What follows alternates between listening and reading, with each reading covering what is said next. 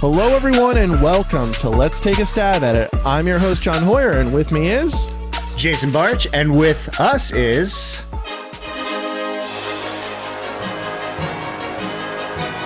Hello, hearty. Here's the king of Halloween, Trevor Charity. What's up, peasants? You really gonna do that? Amazing. John, I don't have a lot in my life. I gotta milk this. So, for a little context,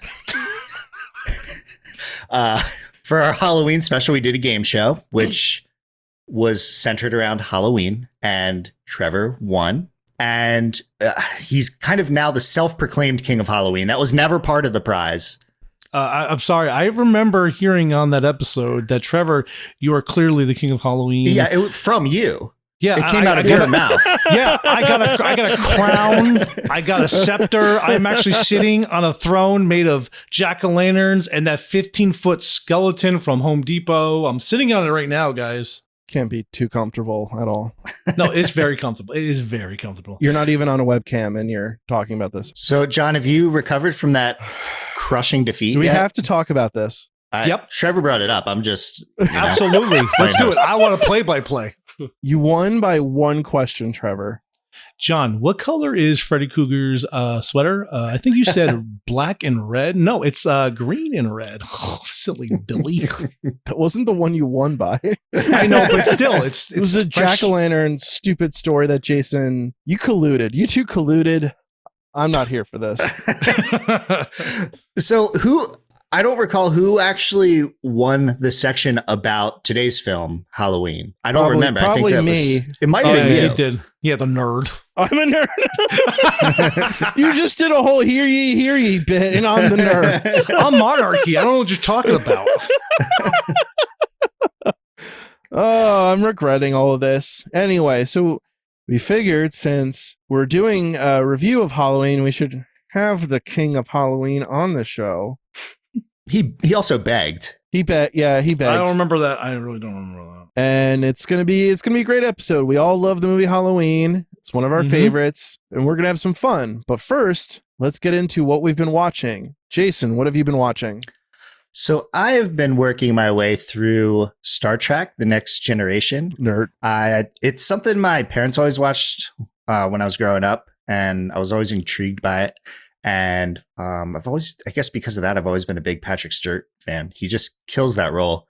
And I don't know. Rewatching it as an adult, it's really cool. I never realized how kind of philosophical the show got. And I think it probably has some of the strongest acting of all of the series. Are you saying William Shatner's not a good actor? You always have opinions about William Shatner. They came up in the Halloween Mask question too.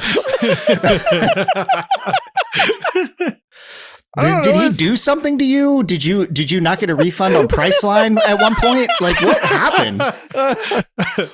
You got emotionally scarred by Phil on the Roof. Well, you know what? When I used to work at a hotel, people that would book through Priceline, it caused a lot of issues, all right? And I'm still not over it, all right? And Shatner caused that. That's his fault. That's fair.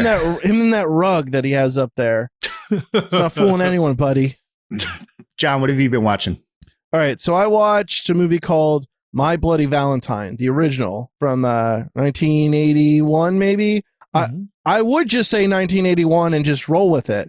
But because of a certain previous guest, Chris Devlin, now I don't know what to think. I don't trust myself anymore. But anyway, I watched My Bloody Valentine. So for those that don't know, it's about a miner who goes around just hitting people with his pickaxe and killing them when it's close to a Valentine's Day dance that's going to occur. And what I liked about it was that the setting of it is in this like mining town. All the people that are in it are like mostly like blue collar workers and whatnot. So it just has a different flavor than just being a typical like slasher movie that has like everyone's in college and all that. So I like the, kind of unique atmosphere. It's a little silly, as one might expect, but definitely worth everyone's time. I watched it on the new Scream Factory Blu-ray, and it looked beautiful. So, Trevor, what have you been watching? I watched this new movie that came out on Shudder. It's called Violation. It's a very artsy horror movie. It's not like a lot of the movies that are on Shudder currently. It's about a woman and her husband are kind of like almost on the, like they're going to get divorced anytime soon, but they're trying to, get the spark back. So they go and visit the woman's sister and her brother-in-law, which the woman actually has a kind of a history with. What unfolds is something like I don't want to get too into detail because it'll be a spoiler, but something terrible happens that leads to a plot of revenge. It goes places. It really goes places. And the interesting thing is it hops to the future and then back to the day of the event. My only complaint is there's some points that are a slow burn, but all in all, I thought it was a very good movie. Nice. All right. Before we talk about Halloween, I'd like to kind of start by getting people's opinions on what they think of the director, John Carpenter, maybe some favorite movies of his or whatever. Trevor, tell me what you think.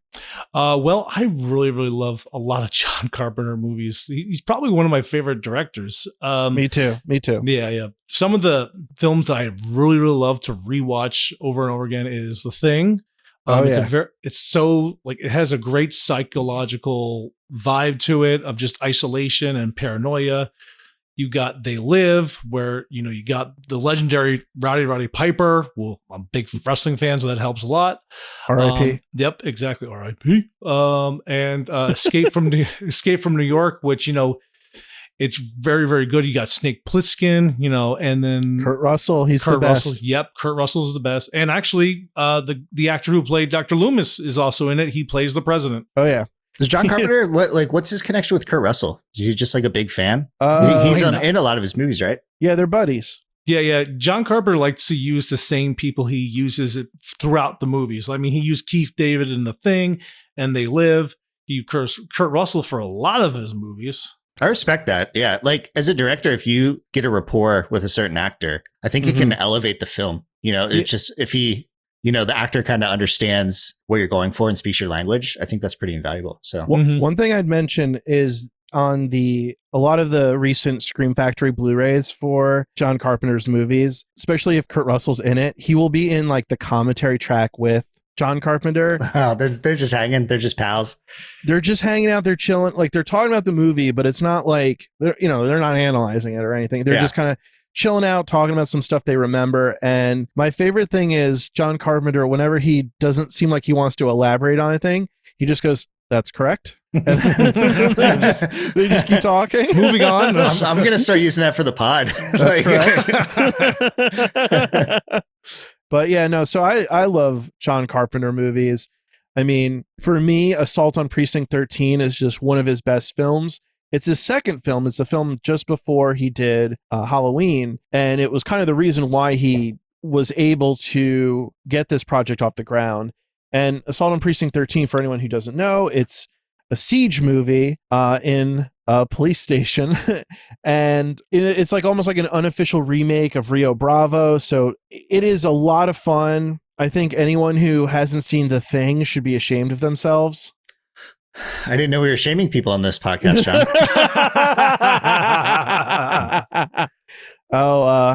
Sorry, Jason. Yeah, I guess monkey's out of the bottle. But I'm going over this list. I embarrassingly have not seen any John Carpenter movies besides Halloween. And this probably won't make the edit. And, John might fire me after this, but he knew what he was getting into. He knew what he was getting into going into this. Here's the thing. We talked off mic and we decided, when we can hang out again, I'm bringing all my John Carpenter Blu-rays. We're going to watch the movies. We're going to listen to the commentaries. We're going to teach them, folks, we're going to get them. That's correct.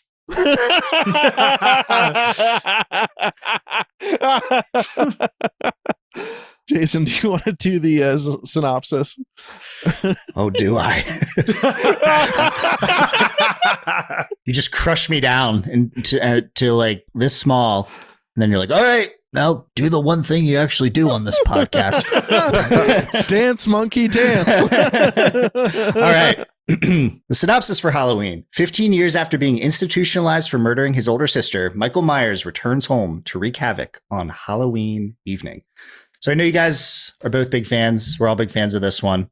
Mm-hmm. I think some of this has, kind of a nostalgic effect for us. I think that a lot of us kind of grew up with these characters and might have been kind of our first introduction to horror in some instances. So I guess just like beyond kind of the personal affiliation with it, what do you guys, what draws you guys to this movie? Like, what are your thoughts on it? So, okay. I was watching, when I watched the Halloween 2018 version, the sequel that's also called Halloween. Brilliant title. Why do they do that? That drives me crazy. There's like a million other things you could call it, or like. Yeah. So when I watched that, I enjoyed that movie overall, and we'll talk about this in another episode, but I was trying to kind of see why certain things just didn't work for me at all in that film. And I was like, okay, I need to go back to the original, rewatch that, and just watch it, like try to have no preconceived notions and just try to take it in as like a first time view or something, So I watched it, and the thing I came away from it was that I love the filmmaking of it is just so amazing. And it has a lot of perspective shots of Michael walking places, following people where you don't see his face or his mask. You just see kind of like portions of his arm or his body or whatever, just kind of slowly following people. And then you also get shots of like people, Lori, we'll talk about this later, but Lori's like sitting in class and she turns and she sees Michael watching her. And it's just so creepy because I think this kind of element gets you into feeling like, while this is a horror movie, and it's definitely playing to certain kind of established tropes by this point, it gets you in this mindset of reality and what, you would think of like someone's like hanging out with their friends and they just see this creepy guy walking by or watching them and things like that. And it just like messes with you. I don't know. And it's even more unsettling too, that it's, kind of just takes place in like some suburban Everytown, USA. And it's just such like a calm town that you wouldn't really have any sense that there's anything to dread. But then the dread comes along with Michael Myers. Like he single-handedly adds the dread to the movie, it's pretty fascinating. The fact for me about Halloween is the questioning of Michael Myers, because you get the illusion that Michael Myers is just a person. He has flesh and blood. You see his skin like on his hands, but throughout the movie, you think that he's something more, like something elemental, a force of nature. The fact that it takes him, like it takes so much abuse against him, like getting stabbed, getting shot, and then just simply getting up and walking away is just, it's literally pure evil. Like they actually, one of the nicknames for Michael Myers, other than the shape, is evil on two legs. And you get the sense that he is more than just a person, that he is evil incarnate. Because if you look at the other serial killers, like, Leatherface, a Jason, a Freddy, they all have motives. Michael, you don't see a motive. He just kills. And what's interesting too is this is the first, probably one of the first films in general, but definitely the first in our series so far, where the threat of the killer just like not staying dead is a threat at all. Yeah. So, and it's funny that like, John, you were talking about how like so much of this movie has just they've become tropes over time because it's set a standard for so many things that like, somebody watching it now for the first time, it could come off as like cliche, but that's because it wrote the book on all of these things. Like we're watching this film and, like when Laurie stabs him for the first time, she's just like accepting that he's dead. And it's like, from what we know now with films, like, no, make sure, really make sure, and at least keep the knife with you. And as we were talking about, like with the other slasher films, there's never been points where usually the people that get like attacked by a killer just get killed. Right. And Laurie gets the best of him a few times. So you think, well, of course, she stabbed him in the neck. He's a person. He should be dead now. But nope, that's not the case. The shape, he lives on. And I think also the mask, we have to talk, the mask that he wears it's so scary because you can't see his eyes. It's just kind of like emotionless, like blank slate, which is how Loomis talks about Michael when he was seeing him without a mask on. The mask is just so iconic, and the score, obviously, like probably one of the greatest scores for any horror film, for sure, if not any film. Yeah. And the mask. There's stories behind the mask, which we got to in our game show a little bit. So it was actually a Captain Kirk mask. They actually darkened the hair a lot, and then they just spray painted it white, and then I got rid of the eyebrows, obviously, too. And you have the iconic Michael Myers mask. And it's so awesome that they kind of stumbled upon this mask out of necessity, like and it's become so iconic, and that's just part of the charm of indie films, because we talked a little bit on the game show about how this was a lower budget film, and it actually ended up being one of the most profitable indie films ever made. But something so iconic could come out of that, necessity to just kind of use your resources, your resourcefulness as a filmmaker. And, they got pretty fortunate with this one. Oh yeah. So one of the things that's interesting, I think, about with the Halloween movies is how I don't know what the thinking is, but every time they make a new Halloween movie, they have to change the mask in some way. And I just don't understand that. Just do the same thing over again. Well, actually, the interesting thing about that is, so when they did Halloween 2, the actual Halloween mask was over actually at somebody's house, and it got warped. It actually yellowed a bit because from cigarette smoke. And the actor who played Michael Myers in Halloween 2 was actually like thicker than the actual guy. So when you rewatch it, there are moments where you just see this guy's fat, and it doesn't look normal, like, because it's it's pretty bad. And you can actually see the guy's eyes this time around, unlike in Halloween where you hardly see Michael Myers' eyes. I'm amazed that they just let someone take that home. Like, who was it? Like the craft services guys? Like, oh yeah, I had that. I put it in my box. Exactly. Yeah. I think the idea was there was not going to be a Halloween 2 because Carpenter wanted to be a one and done movie, just to be kind of like, well, this is what I can do, so let's do some more different movies. What I think is very funny about when they ask him, like, so where do you get all his ideas for like Halloween 2? And he's like, 6-pack of beer and the paycheck they gave me. And, like, that's where he went, which is for those who've seen Halloween 2, I like Halloween 2. It's a fun enough movie, but it's a pale imitation of the original. And it does seem very funny that it's like between, like, the end of one movie and the beginning of the other, which is later that night. Michael Myers gained some weight. Like, I guess he ate too much dog or something. He stopped at the Krispy Kreme. So, John, you sent me this graphic the other day with the Halloween timelines, because it kind of, over time, the series has kind of gone in different directions. Yeah. Some of the newer films have ignored a lot of the older ones. So what are your guys' favorite timelines as far as these sequels? All right. Well, so I have to say my favorite timeline, which is, it'll probably be controversial, but I like the Halloween 1, 2, then 4, 5, and 6. Now, a lot of you are thinking a lot of those movies aren't very good, and that is true. But there's a lot of these other sequels that aren't very good either. So, we could go tit for tat on that, my friend. But I would say that it's Halloween 4 is really underrated. And like the whole Jamie character, which is his niece, I believe, I find her character to be really interesting, and the connection between Michael and her. And it gets into some weird territories in 5 and 6 because apparently, folks, Michael is actually part of some druid cult that they did some blood sacrifice with him.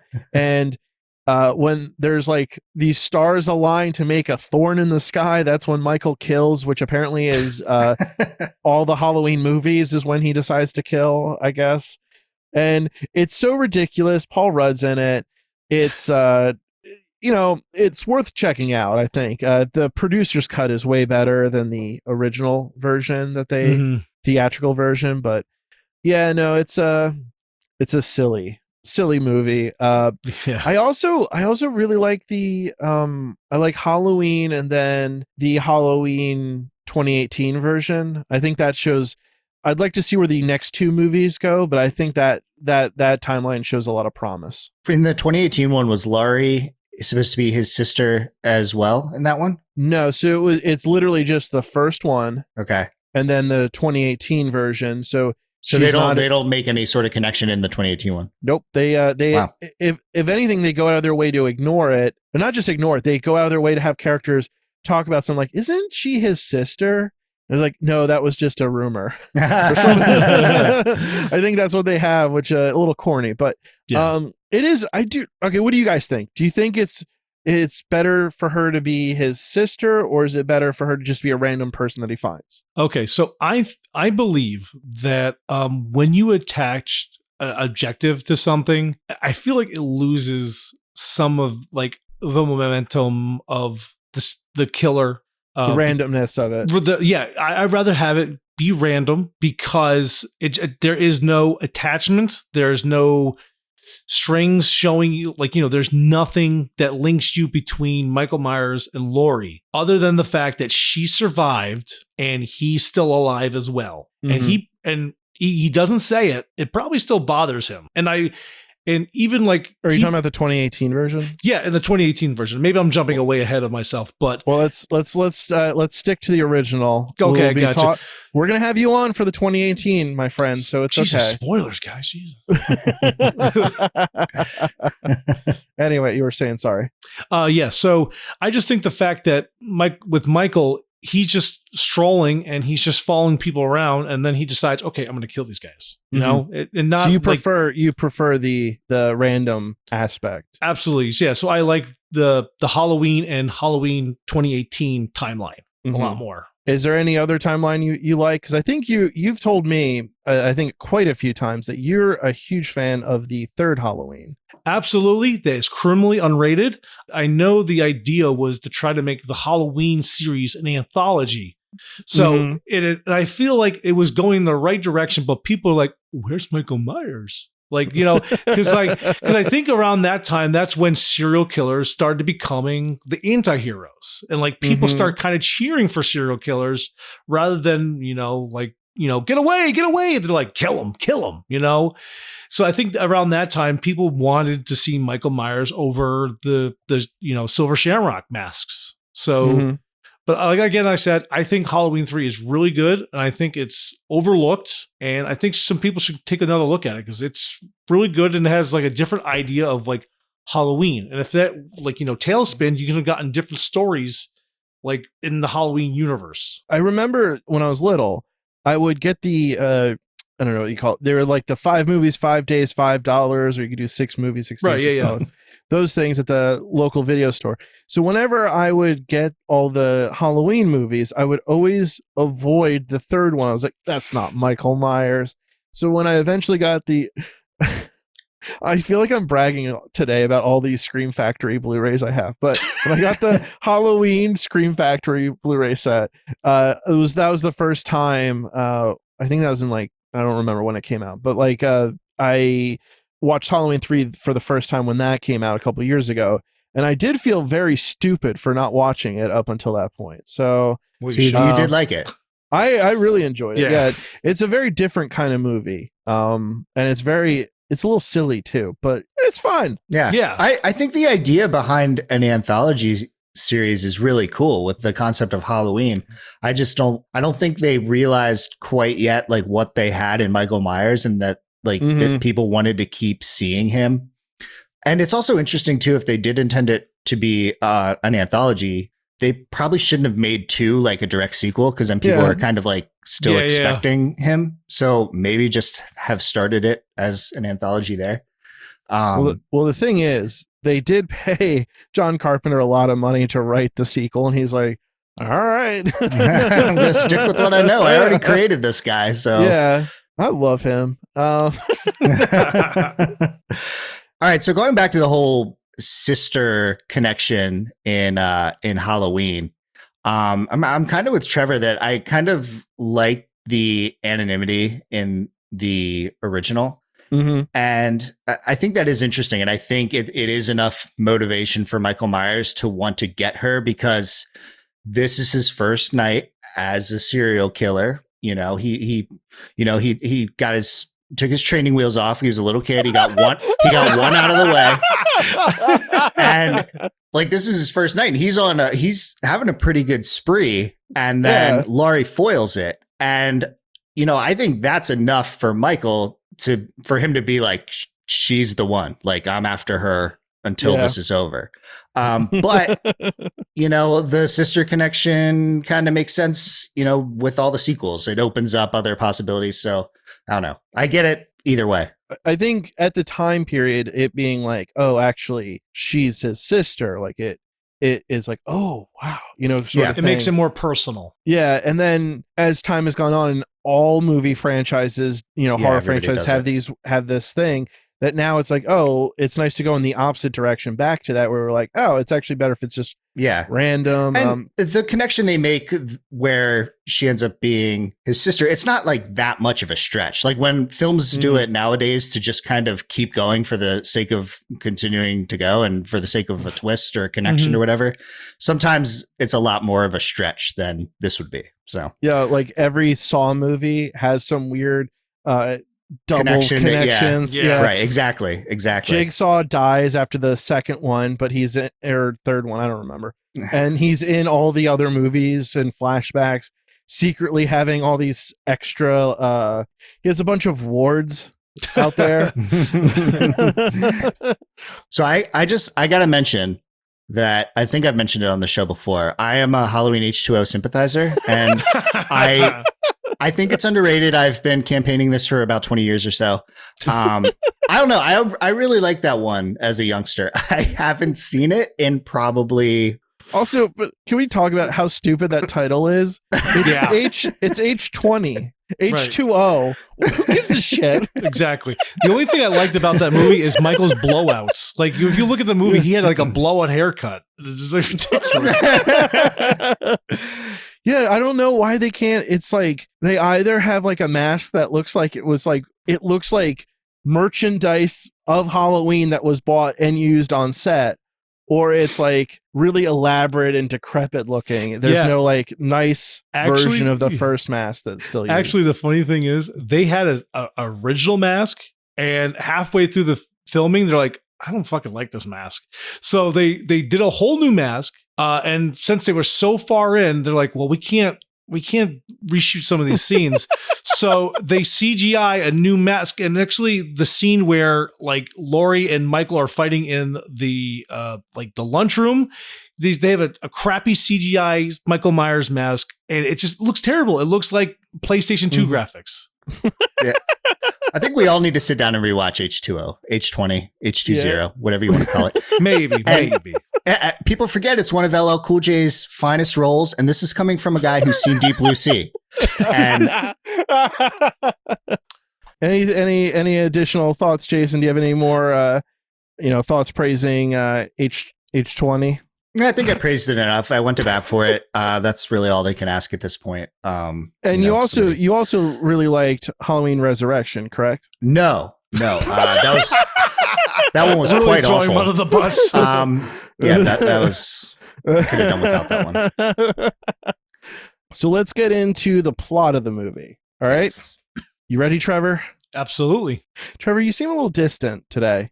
I'm not distant. What are you talking about? I don't know. You just seem a little bit distracted. You told him to turn his mic down. Is that it? No, I don't mean physically. No, I'm not. Jason, don't fuck with him. He'll change the settings. All right, Halloween. So first, we get the infamous point of view shot where it's Michael. We don't know it's Michael yet, but we see a person's watching Judith Myers and her boyfriend. They go upstairs for a quickie. Very quick. Actually, it was funny on the commentary. Jamie Lee Curtis comments upon it being like the fastest quickie ever. So she said something. I was like, oh, I love her. She's a treasure. Anyway. Yeah. So, Michael goes around the side of the house, goes in the back. he finds a knife, and then we see the boyfriend leaving after 20 seconds of being upstairs. I would like to time how much time it took to take off the clothes and put them on, and then find out how much time was left in between, because it's not a lot of time. Also, the Judith is not even like still in the bed. She's like combing her hair or something. Yeah, she's combing her hair like so Michael he puts on a little mask, and then he just starts stabbing his sister, and she's bleeding, and he goes downstairs, goes outside, and terrible timing, the parents just show up and they're like, Michael, what? And then we find out that the person doing the murder was a little 7-year-old child. Mm-hmm. Typical. So one thing that I think is interesting is like that's the most we get out of his backstory. Mm-hmm. Yeah. We don't ever learn why he went nuts, why he did that, you know? And it seems that, you know, his house, how the parents look and stuff, it's not like, you know, they're like middle-class family. They, you know, they have a nice house. We don't really have any sort of understanding of what could have been the reason why he went crazy, which makes it scarier. I think. There's really no indication that he's troubled, that he's a troubled child. So the next scene we have, it's years later, and Loomis and a nurse are going to Smith's Grove to transfer Michael for, I guess it's supposed to be some sort of hearing that they're going to have about him and his mental state. Mm-hmm. And we learn that Michael hasn't talked in 15 years, which is, not a good sign at all. And so when they get there, and I remember finding this very creepy when I was little. Like they get to the Smith's Grove, and the gate is open, and all of like the patients are in like their white. Yeah, they're just wandering around. They're wandering around. And it's so eerie. Yeah, and I guess it's like, because you never get a good look at any of the people. It's raining, it's dark, but like the white shirts kind of reflect off the light of the car. And then Loomis gets out of the car to do something, I forget, but Michael breaks into the car, gets in the car, kicks the nurse out, drives away. And which apparently Michael doesn't talk, but somehow learned how to drive. I think that's interesting. Priorities. Isn't there a comment that like, oh, he learned apparently, or he can drive apparently, something like that? He was doing very well last night. Start doing donuts in the parking lot. Fuck you, Loomis. I just like how it's like the way that it just kind of moves along, though. It's like, all right, we get it. He's out. It's a very economical opening. A lot happens, and they convey a lot of information. You know, just to go back even to that first shot, that POV, I think that's for the most part a one shot, right? That you just. I think they have a couple masked like cuts. Like when he puts on the mask, they cut it. Yeah, and obviously cuts at the end to show the shot of the house and everything. But yeah, really, really cool shot. That one always stuck with me. Just like the image of the little kid just there with the knife and the clown suit.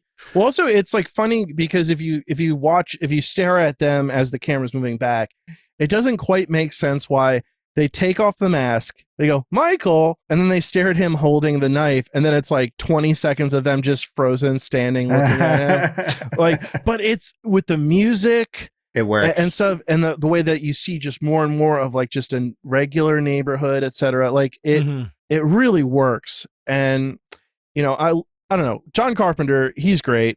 I love his, like, he has a very like classical filmmaking sense while also doing unique things like point of view. But he has like this, like, even when it's like a point of view shot, like the camera is so like buttery smooth and steady as like the camera moves around. Like he knows how to command that, and it makes it more uncomfortable, like just that kind of steady thing, because it's like he moves with like a deliberate pace. Like and that was probably very hard to pull off in the 70s with the equipment. That was probably very heavy for whoever did that. So props to that camera operator. I could be wrong, but I think this might have been pre-Steadicam, because I thought the Steadicam was first used in The Shining, but I won't commit to that because I'll get yelled at by people. Because I gotta fact check you now. You gotta can't just trust your dates. So, all right. After Michael steals the car, drives away perfectly, we see Lori. Her dad makes her drop off the keys at the Myers house. We don't find out if they sell the house or not. Yeah, he's a realtor, and he's trying to sell the old haunted Myers house. That's like the It's very like classic, I don't know, sitcom trope or something. Oh, you can't sell the old murder house. I'd like to hear from our realtor listeners out there if they've ever had to sell a supposedly haunted house. I don't know if you have to put that in like the seller's disclosure or something. Actually, you do. You have to put in disclosure. Oh, by the way, there was like a big murder here. Yeah. You know, no big deal. Might not have been a murder in the upstairs bedroom. And there's a water leak in the basement. So we see Lori. She goes to the Myers house. She puts the key under the doormat. And then we see like kind of a perspective shot from Michael where we hear him breathing and he's watching her from the other side of the door. Then he comes out and then just watches her as she's like, you know, walking down the block. And we get that like very creepy, like breathing pattern that like if you have a mask on, you can hear that. So very unsettling. And we get that a lot where we hear Michael breathing and we know he's near. I think that's like the start of that. Yeah. So then we get the, like, I say it's like an iconic shot where Lori's in class. And then I mentioned this earlier. She turns and looks outside and she sees Michael standing there watching her from like his stolen car that he's still driving, which you would think would be very easy to find him if he's driving the car that he stole. Like, it's labeled too. It's got the logo on and everything. Yeah. It's like, I think what they were saying, it was almost like 150 miles away or something. So I would think it would kind of stick out a little. But yeah, no, that's a really cool shot through the Venetian blinds, and you just see kind of Michael's head framed and spooky. And it's from her perspective, so it's not like you get like a close up of him or anything. You just get a general view, and you can't really make out the face or anything yet. Yeah. You know. Yeah. And so that whole scene, that whole shot's become a trope too. The whole like student looking out the window, and then the teacher calls on them, and then they're always the smartest kid in the class. So, you know, the teacher was like, you weren't listening, but then the kid's like, I was listening. And then they answer. And then the teacher's like, oh yeah, you're right. And then they look back outside. Killer's gone. Spooky guy's gone. I just imagine Michael just like scuttling away, like just like like the second she looks away, he just jumps into the car and it just like pulls away. He goes down a block and he's like, nailed it. Yes, got it. Shit, I left the car there though. All right, so next scene we got Lori, Linda, Annie, and they're walking home, and we get a lot of details that I think it kind of fleshes out the characters, but ultimately is not very like important to the actual like plot of the story we're seeing. But basically what we know is that Lori and Annie are going to be babysitting across the street from one another, and that Annie's, I guess her boyfriend was going to come over, but he got grounded. What a dweeb. And I guess Linda is going to bring her boyfriend Bob over to the house that Annie is going to be at, and they're going to just go to the other bedroom. Okay. Trying to beat the record of the quickest quickie. Yeah. And Lori's like, yeah, no, that's interesting. God damn it, I forgot my chemistry book. And I like that Linda's like, oh, I forgot my chemistry book too, and my math book, and my English.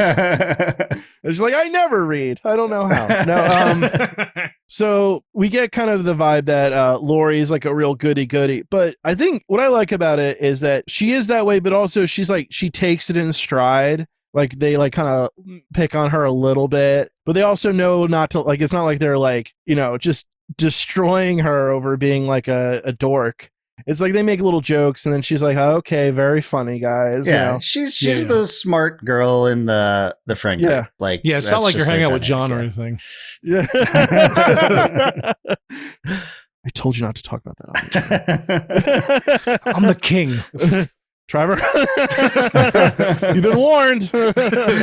Anyway, so you get kind of a good sense of all those characters, and it's kind of setting up the ensuing night that we're going to see all hell break loose. Yeah, and during all of this, Loomis is still on the trail trying to track Michael back, and then that's when we see the abandoned car and the dead body, and I guess that's where Michael got his jumpsuit as well. Is actually funny. Oh, not funny fact. Actually, interesting fact on that. The actual jumpsuit is actually a forest green, but somehow how the movie was lit or the filter they used on the camera, it comes out the navy blue. It's very interesting on how it actually happened. But yeah, honestly, I think good. I believe what part of that is that when they were filming this, they filmed it in California, so it had like more of a, I think it had a little bit more of a like a yellower tone to the film. So I think they tried to make it a little bit more, add more blue to it. So it creates like, it looks more like a Midwest like look to it as opposed to like sunny California. Right. Yeah. So I think that might be part of it. Right. I thought it was actually because green really clashes with his mask and the blue really brings out the color of his hair. That's what I thought, but okay. I was going to say, that's the joke. Trevor, we love you. One thing I liked was when, I think it's just Annie and Lori walking, and it's like they see Michael driving by, and this is such a 70s kind of insult. Hey, jerk. Speed kills. And then he stops the car immediately. Like, what did you say? I thought he actually got more mad the fact that was such a weak comeback. Really? Of all the things you could have said. All right, you're first. You're going first. So they all separate as they're going home, and Lori, she sees Michael in the bushes at first, and then when she's in her house, she looks out in the backyard, and I don't know if it's her backyard or the neighbor's, but he's just standing there next to the clothesline, and she looks back and he's gone. And I think it's interesting how that when rewatching this and trying to look at it as like a first time viewer, it's like I noticed more of the stuff where she's like, I'm really creeped out. Like she lays on her bed for a minute. She's like, you're going crazy, Mm-hmm. She is like processing that she keeps seeing like this weird looking guy. Do you think does she think she's just seeing things? Like what makes her not all that concerned about it? I guess these were simpler times and people just, the 70s, people just trusted each other more. But nowadays, if you see anybody in more than one instance staring at you in a mask, I think that sets off alarm bells. She gives him a lot of passes, and just kind of like brushes it off. Well, here's the thing. I think everything up until she looks in the backyard and he's standing there, you could go, oh, it's just like some weirdo in the neighborhood. But like your backyard or whatever, that's kind of quite a coincidence. Yeah. Mm-hmm.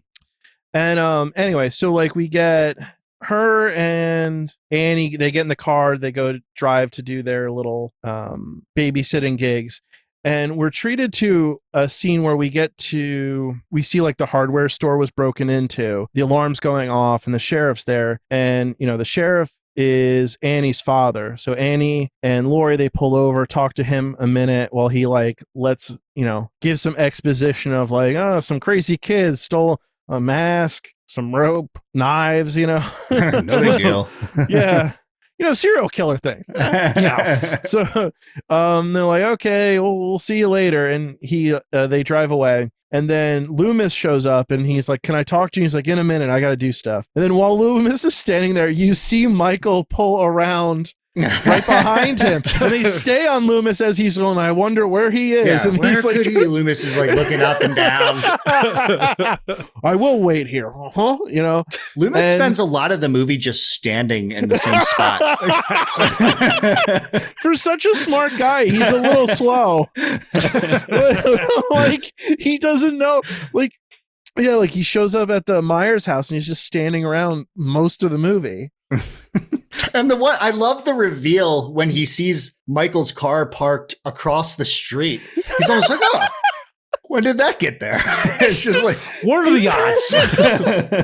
He's spending the whole night trying to freak out the kids to go away from the house that he knows no one is in. Yeah. And I'm imagining Michael like parking there. He's like, oh, there's Loomis. And he like pulls up and he just like very quietly gets out, like, gently shuts the door. Oh, I would have loved it if like Loomis is messing with the kids and you just see Michael in the background, like unloading the rope and the knives. Yeah. Drops one of the knives, actually has to pick it up and eat more time up. And you see him pointing and laughing. So we get Loomis. I actually really like this scene with Loomis too, where he goes to look for Judith Myers's grave, and the gravedigger is like walking him to the spot, and the gravedigger is talking about like, yeah, you know, there's a lot of towns have these like weird, you know, backstories. Let me tell you about this like murder of like a family, and he's talking about it, and then like Loomis cuts him off like, yeah, whatever. I'm looking for the grave. Is this the grave? What's supposed to be here? Just like I just love that he like just kind of just bats him on. Whatever. I don't give a shit. I'm the therapist of one guy, and he's evil, and I'm going to put him down. You don't need to be burdening me with any of this other crap. All right. So yeah, so they find the plot, and the tombstone, it's gone. Which, you know, quite a coincidence for, you know, a homicidal maniac is on the loose, and possibly in Haddonfield, and his sister's grave has been. And just the mere size and weight of that is kind of creepy in itself, because you can imagine they would have to get a forklift or something to lift it up. But no, just one dude just lift it up like whoop. That's one of the first indications of his super strength. Yeah. I would love to see like the time lapse of him trying to remove it, just like digging and like it takes hours and hours, and he finally gets it, and that's what he used the rope for, to just like drag it out of the. Yeah. All right, so we see Michael. He watches Annie go into a house, and so Annie is watching a little girl named Lindsay, and across the street we got Lori is watching Tommy, which, by the way, Jason, since you haven't seen the Halloween 6, I can't remember the actual name for that, but Paul Rudd plays the little kid Tommy, nice. grown up. Mm-hmm. So that's cool.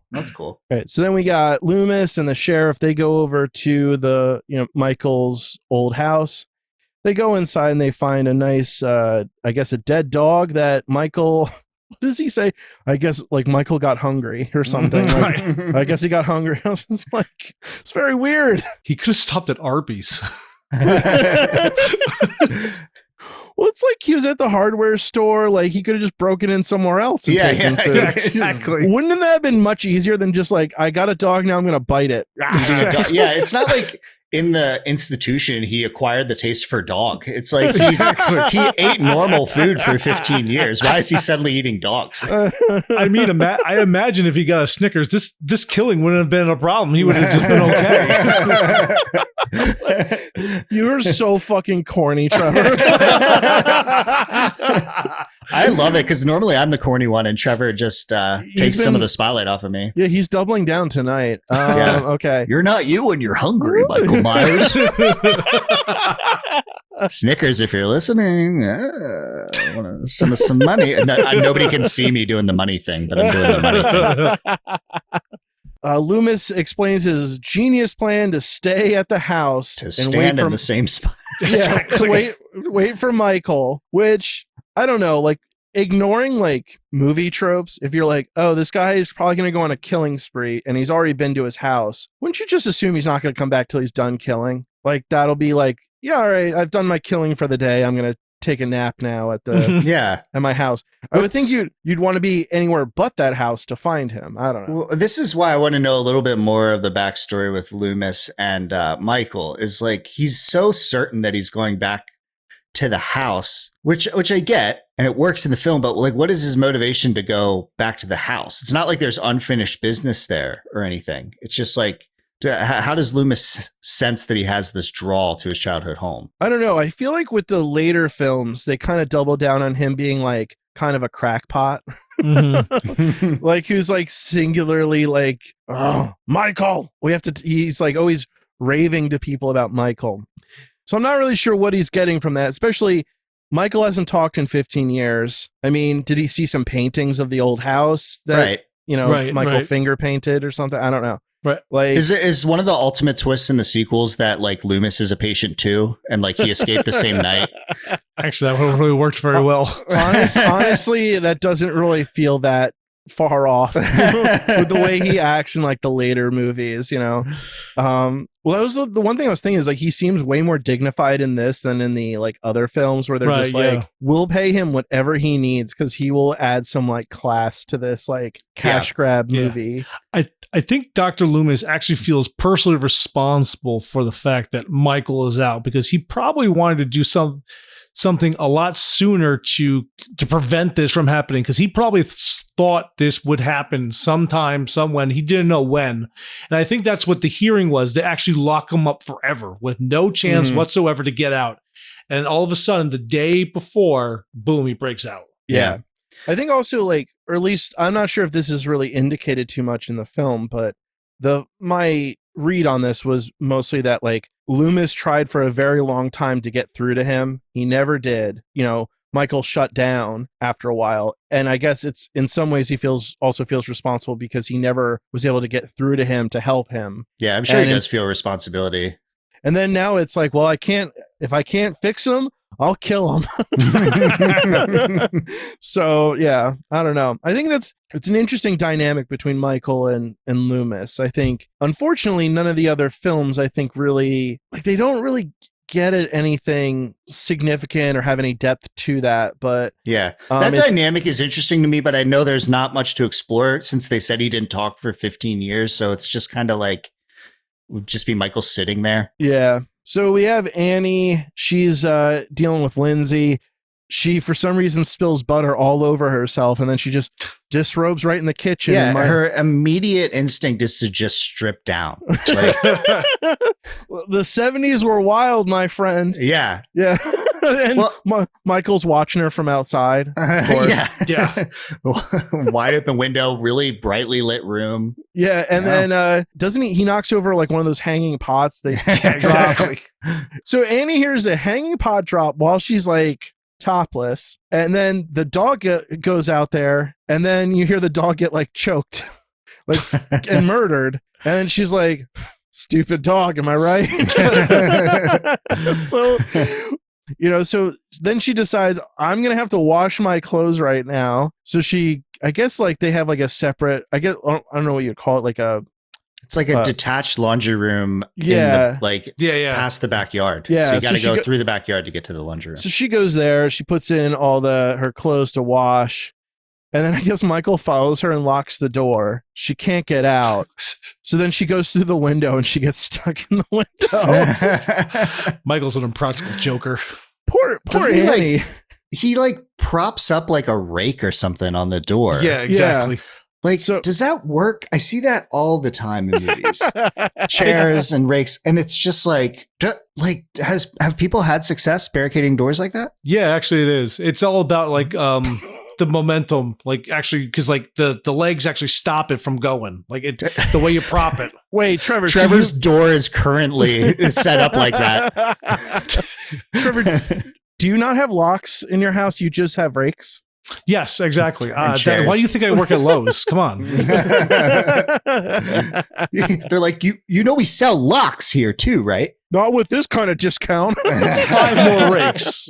While Annie's like stuck in the window trying to get out, little Lindsay gets a call from her boyfriend. Was it Paul? Yeah. And she's like, all right, I'll get her. So she realizes the door's locked. She unlocks the door and then helps Annie back her way out of the window. So then Annie calls back her boyfriend, Paul, and then Paul's telling her, hey, pick me up. My parents are gone, so I'm no longer grounded. She's like, all right, I'll pick you up. So then she is like, all right, Lindsay, you want to take a ride with me? And Lindsay's like, no. She's like, all right, I'll drop you off at Lori's and you can hang out with Tommy. And she's like, oh, okay, I'll hang out with Tommy. So Annie drops off Lindsay with Tommy and is like, Lori's like, hey, can you watch them for a little bit? Hanging out with my boyfriend. So Annie goes back to Lindsay's house, gets in the car, and then, God damn it, Michael's in there and chokes her to death. I think he stabs her too, right? Like at the end. He like gives her a little stab. Yeah, you actually see some blood splurt on the window too. Yeah, he took a stab at it. That was That's the name of the podcast. He did it. That's all, folks. It's been fun. Stab you later. Stab you later. That's my line. No, all right. Well, anyway, so Michael kills her, very like uncomfortable, especially because like she slowly like falls in her seat and her eyes are open. She's like, so that was her car, right? Like at first I thought she was trying to start like one of the owners of the house's car. I don't remember. Maybe she was borrowing the other car. I don't know. We don't have to Doesn't look matter. into it that much. Yeah. Weird. A lot of liberties are taken with these babysitters.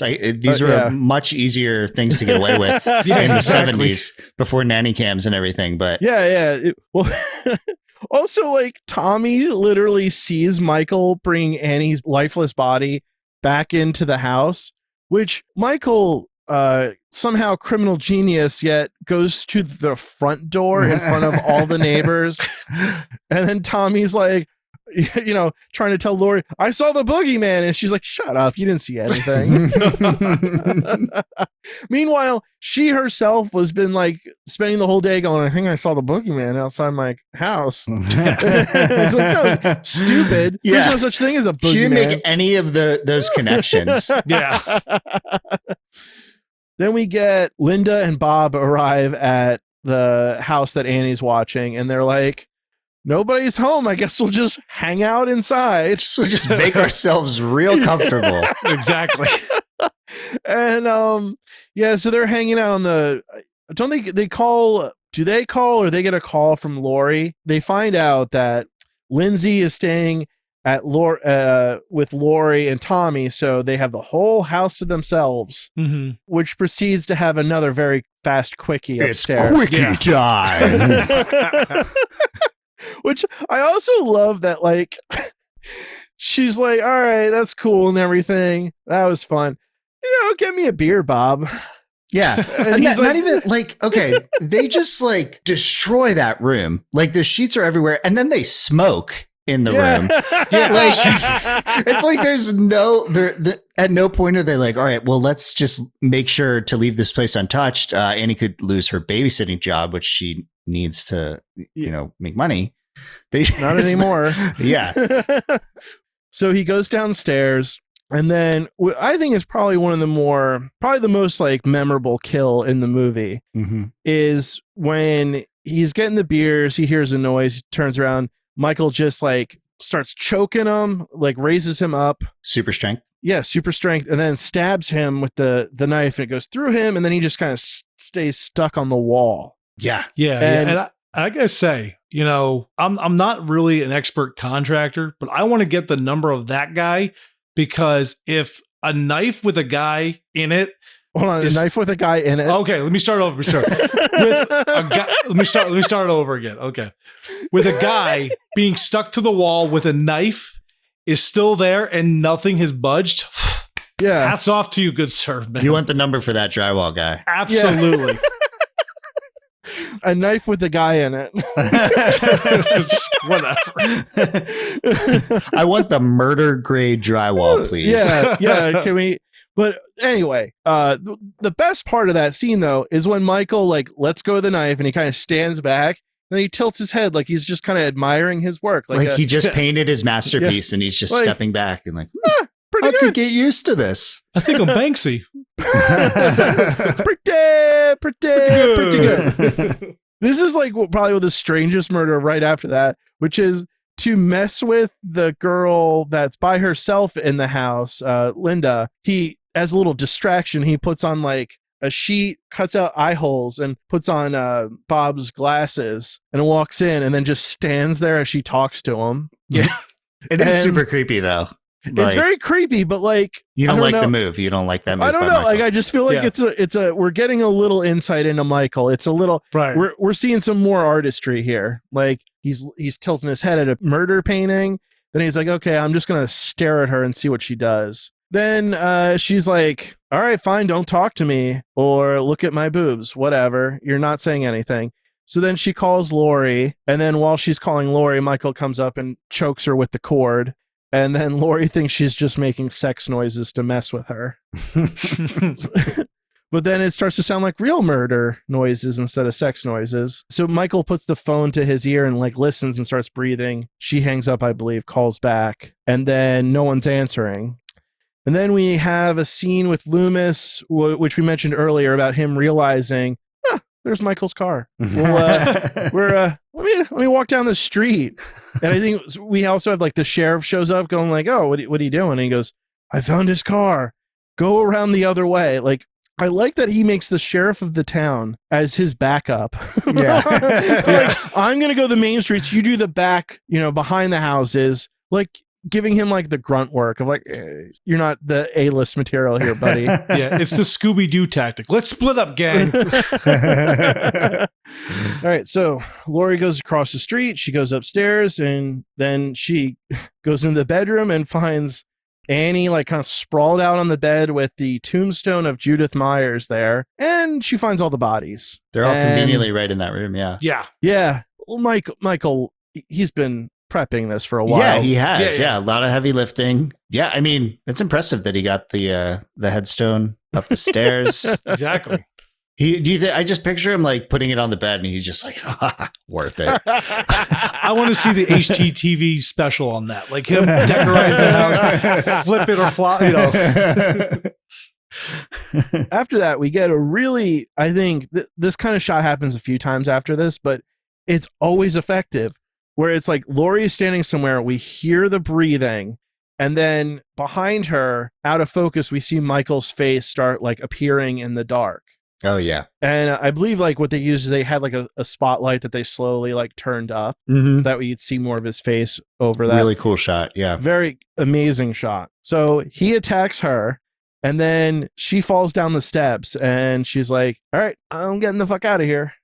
And runs back to Tommy's house. And I guess Tommy and Lindsay are both like sleeping.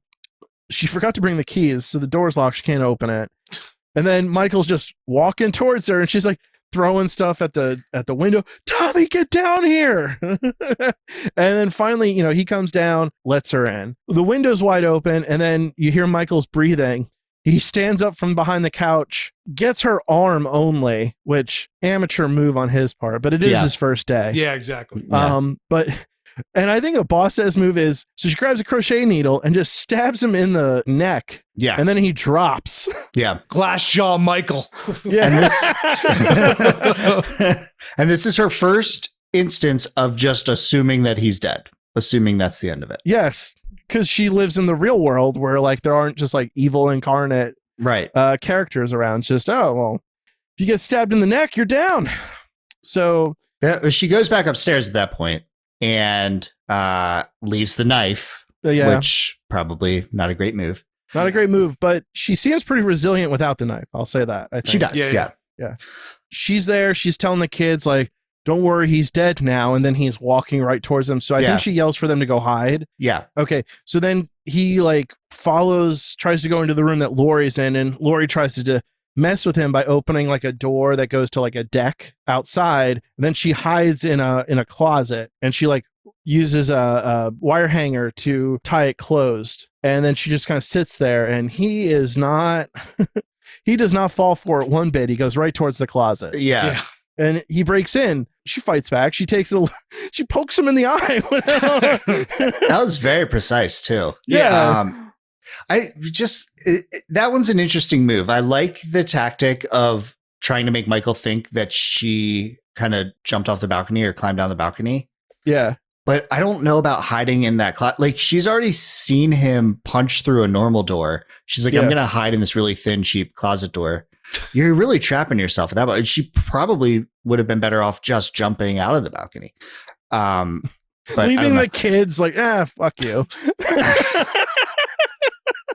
Hey, he's just worried about her. Yeah. Like, the sooner she gets out, she can kind of call the cops and address the situation. But I get the thought behind it. It would have been nice if it worked out. But I love the shot in the closet, how the light turns on. It's just so eerie. That's such a cool shot. That one always stuck with me as a youngster. And when he gets stabbed, he drops the knife, and then she takes the knife and just like, gets him. And then he drops. And he's dead. He's dead for real this time because I stabbed him with the bigger instrument. So she then tells the kids, like, go to the neighbor's house, get them to call the police.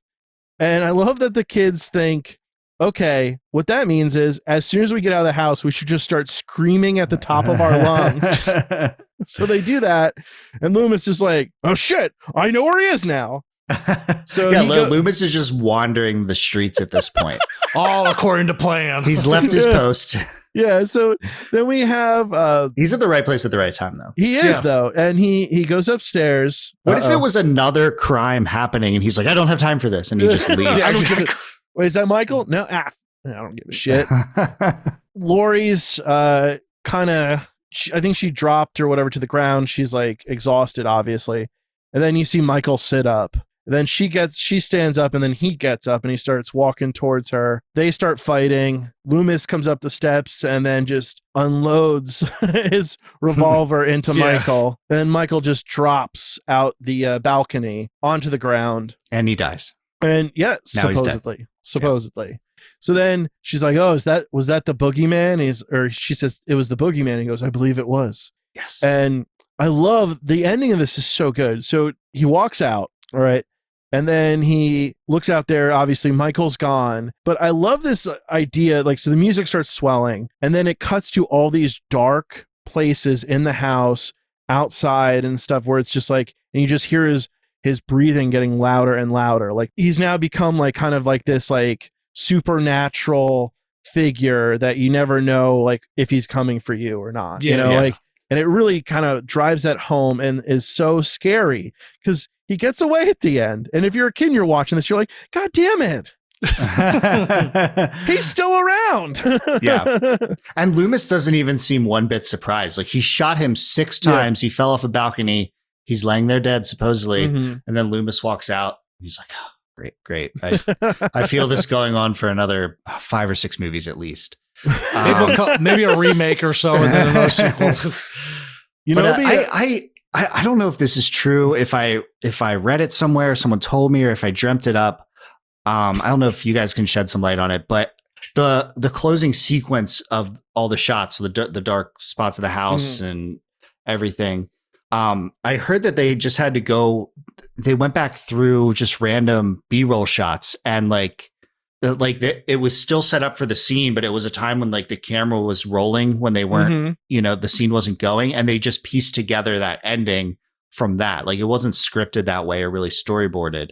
I don't know if you guys ever heard that, but I don't know too much more on that, but I do think that's really awesome that they were able to build that. Yeah. And it makes sense too, because the one shot of the living room is the exact same angle of when, the scene takes place. Yeah. And you can see that the knife is actually still laying there. So it's like, this is supposed to represent like after these events have happened when Michael actually took the knife with him. But, it's still there from that scene. So, yeah. Well, that's it for the movie. So, looking back at the other films in our series so far, Peeping Tom, Psycho, Texas Chainsaw, Black Christmas, we're now I think this is now the point where we're at like slasher films at their peak. This is the prototype. We have now formed the full prototype. Yeah, the prototype, right.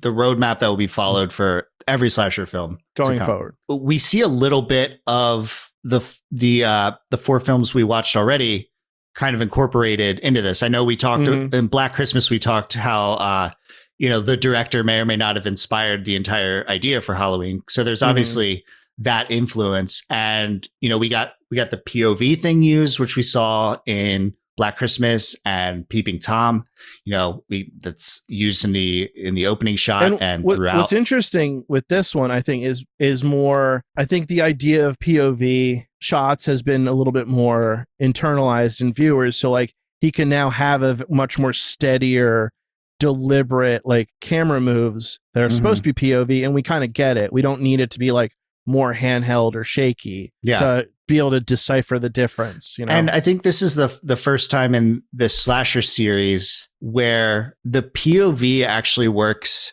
as a way to not reveal Michael right away. We get glimpses of him throughout. And that we haven't quite seen that yet. Like Peeping Tom, we know what he looks like. We follow him the whole movie. Mm-hmm. Psycho to a degree, but it's Norman. And, and then the Texas Chainsaw Massacre, we kind of just see him the whole time. And, mm-hmm. And then Black Christmas, we never really even, see the whole killer. We just catch glimpses of him. So Halloween's kind of a combination of that. It's just this gradual reveal of Michael Myers. And it's just so brilliant. We see him. The first time we see his face is that shot we talked about through the blinds at the school. Yeah, yeah. And that's just so great. Like all you see is his head, and then just we get more of him as it goes. And, he gradually gets closer and closer. Yeah. And also, I would say, for the most part, most of these other movies, their characters, the bad guys or killers, talk. Mm-hmm.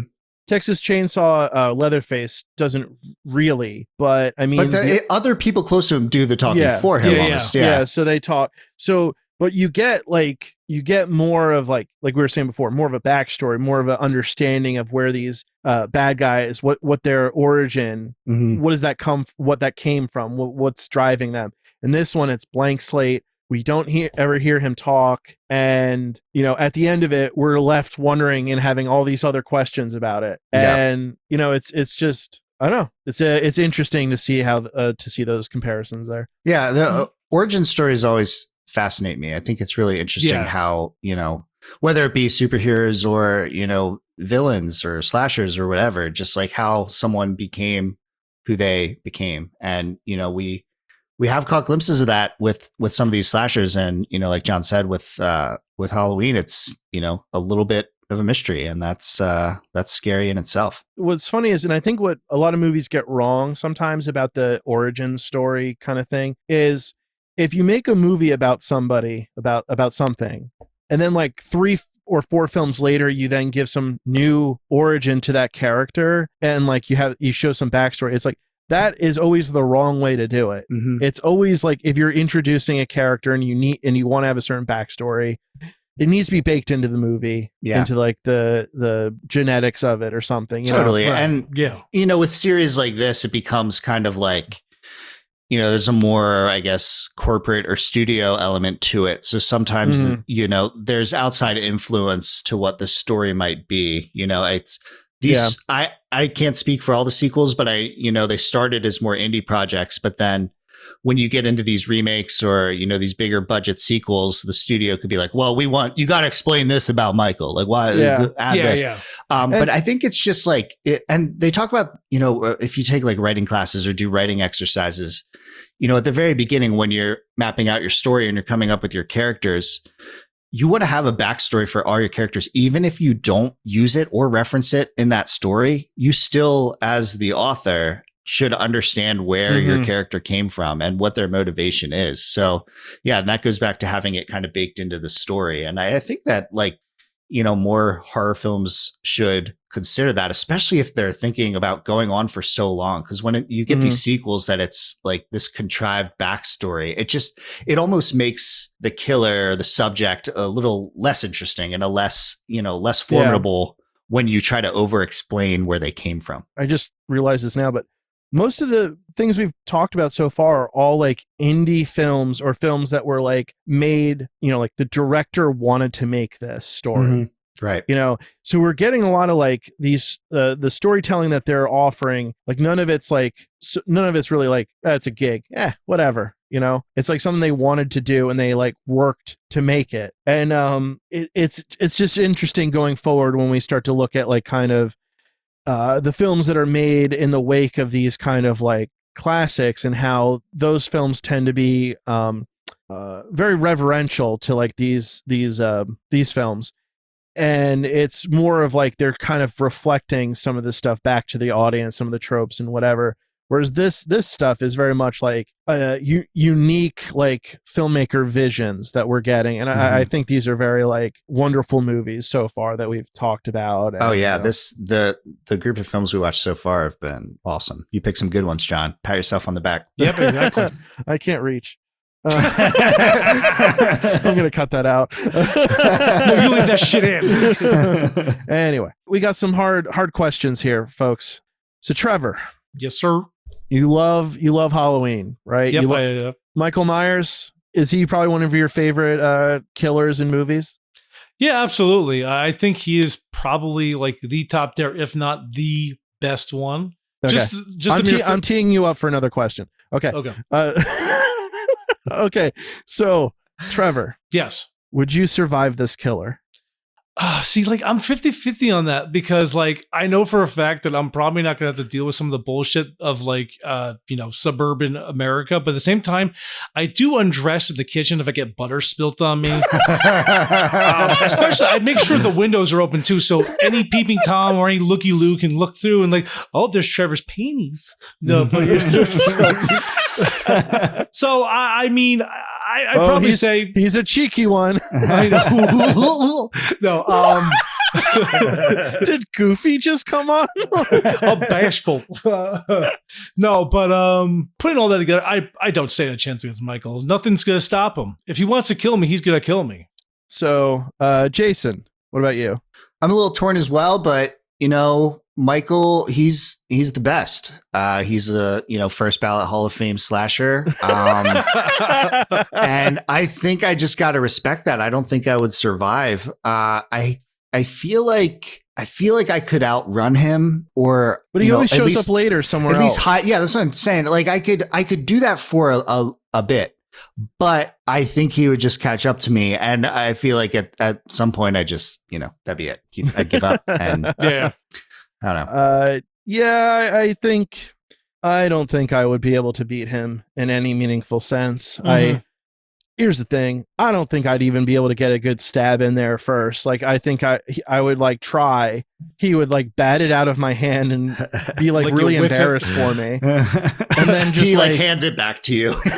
try again. Go ahead, little guy. That would be so scary if that was the scene. If he just hands it back to you. Yeah. Like, come on, try again. Like you think he's going to stab you and then he just flips it over and gives you the hand back. Oh, man. He beats me with the handle to death. Jeez. I'm like whimpering and he's so embarrassed he just walks away. And I'm like, he spares you. So maybe you would survive. He would. They're being so pathetic. Well, he could always blade to you, or he beats you up in the beginning of the movie. At the end of the movie, he's like, do you think I forgot about you? And then kills you. Well, okay. I feel like that's what would happen to me. So none of us would probably survive. Michael would live on. Yep. Anything else, gentlemen? I don't know. I think we covered it all. I mean, we got the King of Halloween with us, so yeah, yep, exactly. Knife with a guy in it.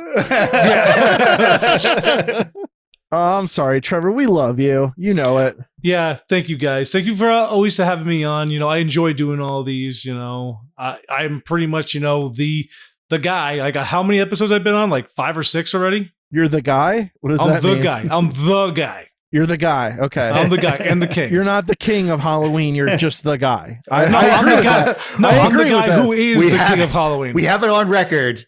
You are going from the king of Halloween to the guy. Yeah, you're just the guy. All right. That does it for this week's episode. Please remember to rate, review, and subscribe. Next week, we will be reviewing A Nightmare on Elm Street. Until then, stab you later.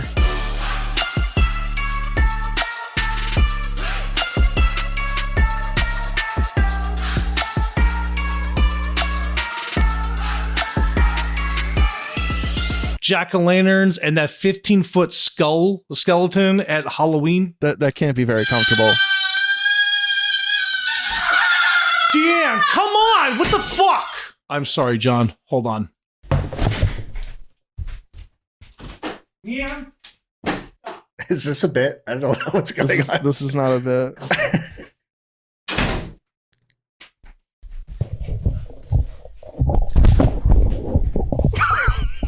It would appear that the Banshee has gotten Trevor. Sorry, guys. There was weird technical difficulties. I don't know what the fuck happened. Do you want to just start over?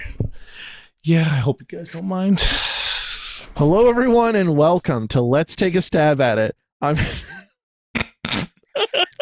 sorry. I just started thinking about D.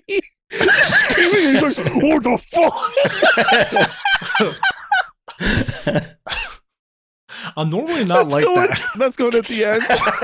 Dude, just keep it all in there, man. Let's just keep going. Who cares?